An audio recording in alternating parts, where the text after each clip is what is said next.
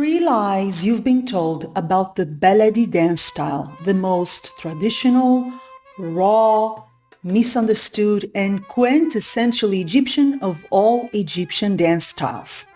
The style that mothers pass on to their daughters and sons at home, at their weddings, at the birth of new children, at their lives, their private lives.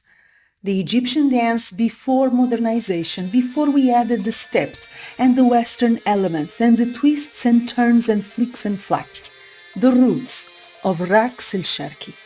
Here are three lies that you've been told, I am sure, about the Baladi dance style, debunked, clarified, and exposed. My name is Joana Saahirah. I am a world-renowned Oriental dancer, teacher, choreographer, and author. I'm also the creator of the pioneering Joana Saahirah's World and online dance school delivering authentic Egyptian dance and personal empowerment. I'm the creator and host of the Oriental Café podcast, and I have started my career in Egypt, where I performed for almost 10 years of my life, and where I also fell in love with Raqs el-Baladi, the Baladi Awadi and the Baladi songs that made me the dancer I became. In this video, I'm going to expose those three lies and how to counteract them, how to get deeper into the style of Baladi dance, something that you will not regret doing. Now, if you are new to the channel, subscribe. Don't forget to click on the notifications bell button so that you know every time I have new goodies coming into the channel. And of course, don't forget to join my free and fabulous newsletter, Joana Saahirah's World newsletter, for dancers who are interested in authentic Egyptian dance, not the fluff, the real thing, deep and raw, and personal empowerment. You're going to find the link to subscribe to our free and fabulous newsletter and get our news, inspirations, and exclusive content in the description box below this video, as well as in the comments. Now that we got that out of the way, let me tell you a little bit about how I fell in love with Baladi, specifically with the Baladi Awadi, and let's go into the three lies that I want you to stop believing right now, because they're harming your dance, they're harming and limiting the way your dance looks and feels. Let's not do that. So before I give you those three lies, let me tell you one thing. When I moved to Egypt to launch my career, and when I thought about the program of my shows, I knew that I wanted to have a Baladi Awadi, a Baladi progression in my show. I told my musicians that was my intention, and they advised me not to do it. Juju, you will want to be seen as an enigma, yani enti لازم شكلك is an enigma. Your look, your appearance must be the appearance of a star. You don't want people to confuse you with the Baladi woman. The crazy thing is I am a Baladi woman, and the best things I've learned about Egyptian dance and life came from Baladi women in Egypt. So I'm very proud, thank you very much, to be considered a Baladi woman. And stubborn as I am, I went against their advice and I did it anyway. I introduced a Baladi Awadi in my shows, in my program. And guess what? Again, follow your heart. It never gets you to the wrong place. It always leads you where you're supposed to go. Guess what? The Baladi Awadi became the most popular and requested part of my shows. During the 8 years I performed daily in Egypt, that was the number one thing that Egyptian audiences requested. The one thing my musicians told me would ruin my reputation. Interesting, huh?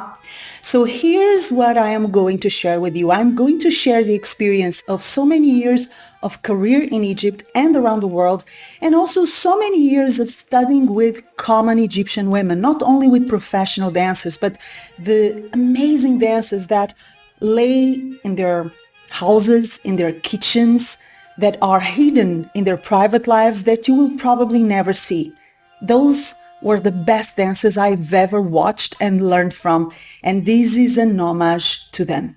Without further ado, let's dive into the three lies that you've been told about the Baladi dance style. and how to do better.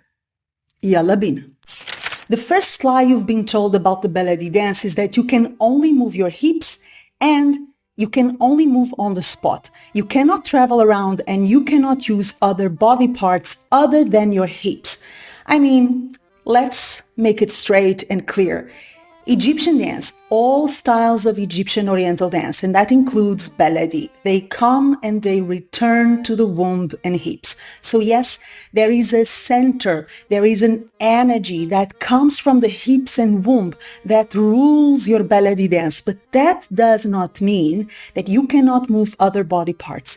In Baladi, you can move your upper body, your arms, your hands, your legs, and you can certainly travel around. You don't have to stay put on one single spot. Damn sure, if you're doing the taksim of a Baladi Awadi, let's say, the beginning, the improvisation of the Baladi progression, chances are you are going to be on the spot because it's an anchoring section of your Baladi Awadi. It's you and the accordion, which is, by the way, a recent instrument in the Egyptian music history, but that's a subject for another video. And what the accordion does is pulling you in and pulling you to the ground. It grounds you. So chances are you're going to stay put in one spot, improvising with the accordion during the taksim. But no rule is made of gold.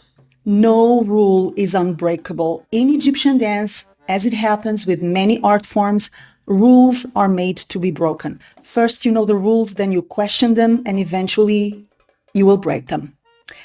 Lie number 1, you can only move your hips and you cannot leave the spot. Quit that.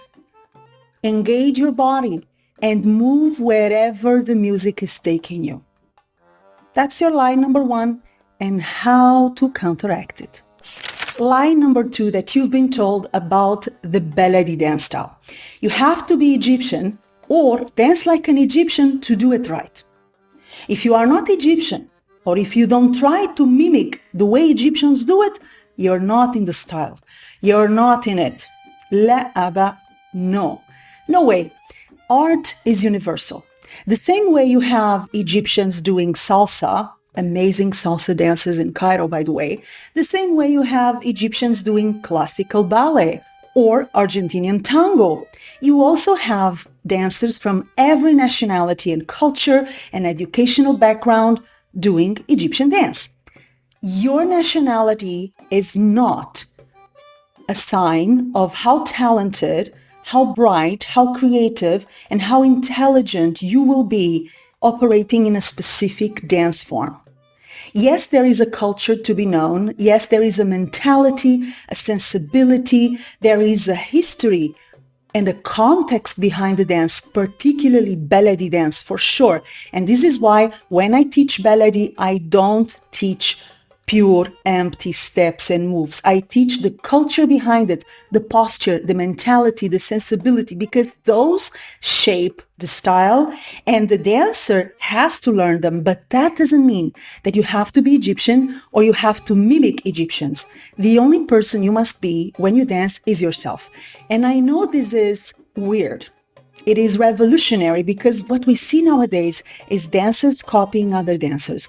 I rarely see an original dancer, an original person doing things their way. It's very rare. It's not trendy, but Raqs al-Baladi takes you back to yourself. It takes you back to who you are. It takes you back to your identity, your home, your original fingerprint. It is not inviting you to mimic Egyptians, aliens, Spanish, Chinese, or anyone else. You are meant to dance like yourself and learn from the culture and the context that surrounds the dance, which is a completely different process. That's your lie number 2, that you have to be Egyptian or mimic Egyptians to dance through authentic Baladi. La ya bint, you don't. You have to be yourself, learn the cultural context, the posture, the mentality, the sensibility, and the feeling, and then make them yours. That's your lie number 2, and how to counteract it. Lie number 3, you've been told about the Baladi dance style. When you hear a specific instrument or a specific musical section, this is the movement or the step that you have to make. Guys, in Egyptian dance, there are no formulas, and anyone who sells you a formula is trying to make money out of you or is irresponsible and nonsensical. In Egyptian dance, yes, there are codes. Yes, there is a lot of knowledge, principles, wisdom to be had, for sure. But there is a territory in Egyptian dance that nobody can invade. Only the dancer can explore and discover and share. And that's the way you listen to the music and feel the music. That's the way you feel the movement and the moment, what I call the 3 M's. An emotional heart connection to the music, the movement, and the moment. Nobody can offer you an universal formula on how to move. Not to Baladi, not to any other musical style. Yes, there are cliché responses to the music. If I'm listening to a taksim, a solo of accordion, chances are it's going to pull me towards the ground, keep me in my place, and activate my hips. That's the cliché answer to an accordion taksim. But I have made thousands of Baladi progressions and Baladi songs, and guess what? When I hear a taksim, I often move my hands, or I move my shoulders, or even my head. I don't necessarily move my hips. When the music asks you to travel, when the percussion comes into the song or musical piece, and you think that you have to run, you have to stress, you have to use traveling steps or footwork, or whatever you've been told that you have to do, think twice. There are different ways of answering the music, different ways of connecting to the music, and different ways of portraying rhythm, melody, lyrics, and the tempo, the ka, of a specific musical piece. There is not one universal formula on how to listen and how to move. So discard that lie, learn a typical Baladi Awadi, that's my suggestion, and then connect to the way you listen to the music, you feel the music, and how you feel you want to respond to it. Making mistakes along the way, for sure. Doing silly stuff, for sure. But that's how you learn. That's how you evolve as a dancer, and that's certainly how you discover who you are as a dancer and how you create your dance style. Now, if you want to go deeper into the subject, and you should, if you are a lover of Egyptian dance, this is the number one thing that I feel everyone in the world should be studying at least once. I will invite you to join my best-selling online course, How to Dance a Baladi Awadi, only available at Joana Saahirah's online dance school. In this pioneering course, I share everything I have learned in Egypt, from my studies, my research, and my career. Everything I've learned from Egyptian women, amateur and professionals.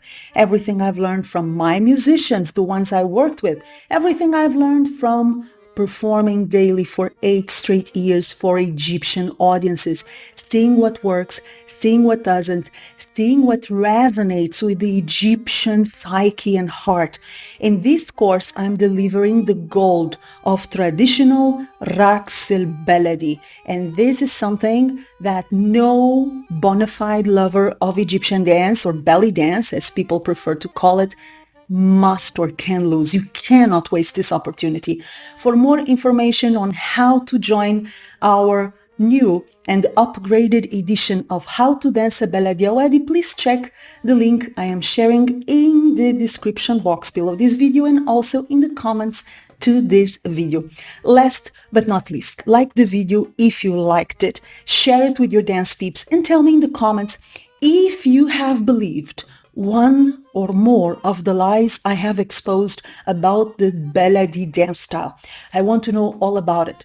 And subscribe to the channel and subscribe to our free and fabulous newsletter. That's the last reminder. Joana Saahirah's World Newsletter. If you are interested in receiving our news, gifts, and exclusive inspirations, the link for more information is in the description box below this video. Check also below a collection of bonus resources on Baladi style that I am offering you for free because I love you and I love to pamper my community. Find them in this description box below. Now, it's time for us to dance Baladi Awad and have fun. See you and dance with you soon.